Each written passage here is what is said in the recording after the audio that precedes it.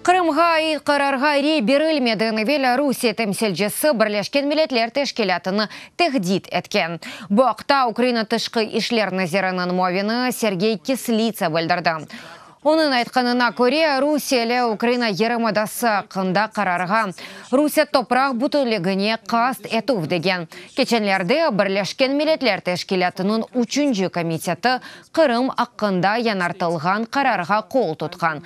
Делегатлар Русияны Қырымның қанунсыз ишғал етілмесі. Ерімадада инсан ақлары бозылмасы үшін тенқит етті. Олар қанунсыз сүреті апеске алынған ве махкюм етілген украинлерні азат етмеге ве ишғал етілген топрақларда яшаған Украина ватандашларыны аскерлекке желіп етмемеге давет етті. Murder, torture, harassment.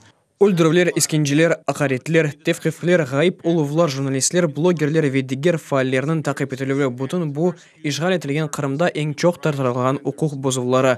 Адамлар терроржы Украин жесурлары хайынлер олмақтан, апыске алынмақтан ве асла ғайып олмақтан қорқалар.